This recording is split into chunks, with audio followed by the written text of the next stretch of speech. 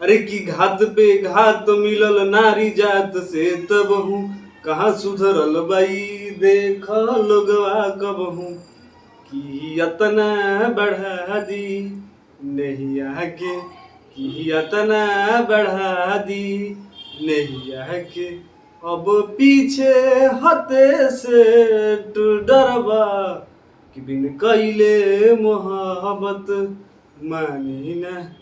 Guys ये गाना मैं इसलिए गा रहा हूँ कि एक टाइम पे पवन सिंह के साथ जितने भी मैंने थंबनेल में एक्ट्रेस हैं इनके ही बारे में बात किया जाएगा, जिनको पवन सिंह ने यहाँ से यहाँ तक पहुँचा दिया।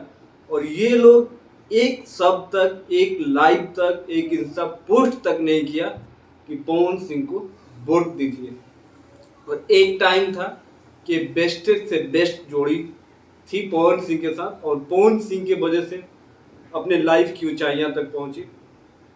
तो सबसे पहले बात कर लेते हैं आज जो भोजपुरी में ट्रेंडिंग में बनी रहती है, नीलम गिरी। नीलम गिरी को एक कुत्ता तक भी नहीं जानता था, लेकिन फिर क्या होता है कि पवन सिंह उनको डेब्यू करवाते हैं, गाना आता है धनिया अमर नया बड़े हो। उस गाने के बाद भी 1 डेढ़ साल 2 साल तक ये बहुत मेहनत करती हैं, फिर भी कोई जान पहचान, इनको ज़्यादा फेम नेम नहीं मिल पाता है। फिर पवन सिंह कहते हैं कि कोई बात नहीं, हम किस लिए बैठे हैं, और एक गाना लेके आते हैं लहंगावा लस लस करा था।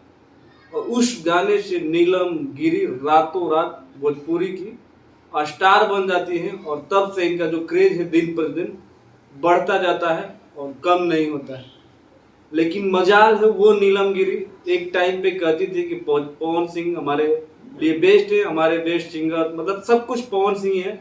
आज इंडस्ट्री में मैं जो कुछ भी हूँ पवन सिंह के वजह से हूँ। लेकिन पवन सिंह के लिए एक पोस्ट, एक वीडियो, इवन आज से 2-3 महीने पहले जब पवन सिंह चुनाव नहीं लड़ रहे थे तब पवन सिंह के हर गाने पे रील भी बनाती थी। लेकिन जब से पवन सिंह ने चुनाव के अनाउंसमेंट कर दिया तब से नीलम गिरी ने पवन सिंह के मुझे लग रहा है गाने पर रील तक नहीं बनाया।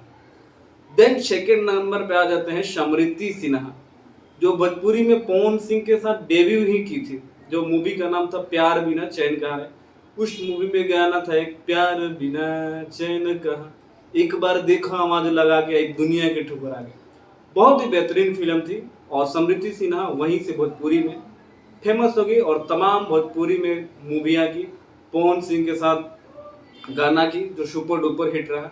लेकिन उन्होंने भी एक न पोस्ट, न लाइव, न मैसेज, कुछ भी नहीं, न मीडिया, किसी से नहीं कहा कि आप पवन सिंह के पक्ष में वोट करिए और काराकाट से पवन सिंह को जिताइए।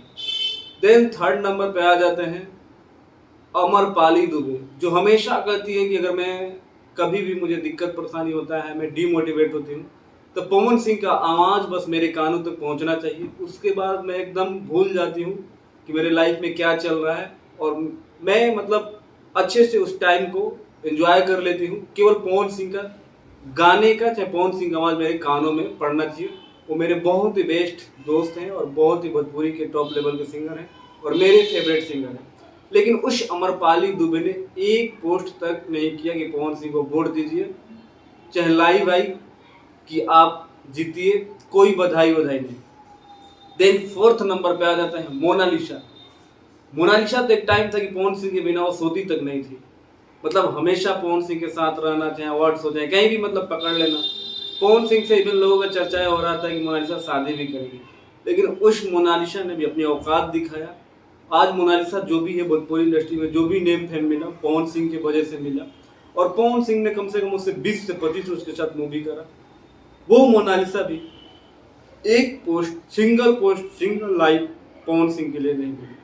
तो गाइस इससे साबित ये होता है कि आप कोई भी पारी खेलिए, कोई भी बड़ा काम करिए, चाहे कुछ भी करिए, आपके साथ ही आपके लोग हैं जो चक्रव्यूह रचते हैं, चक्रव्यूह में फंसाते हैं, और चक्रव्यूह रचने के बाद वो हट जाते हैं और आपको अकेले छोड़ देते हैं। पवन सिंह को इस राजनीति में उतरने से ये तो कम से कम सीख मिल गया होगा कि पवन सिंह का कौन अपना है और कौन पराया है।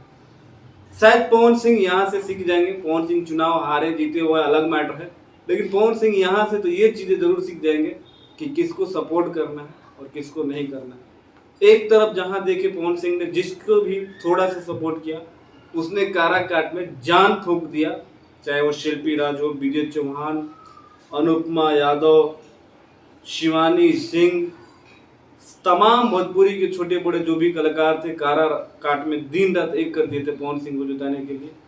तो ये होता है कि पवन सिंह ने अगर उनको 1 पैसे का सपोर्ट किया तो उन लोगों ने 100 रुपये लौटाया है।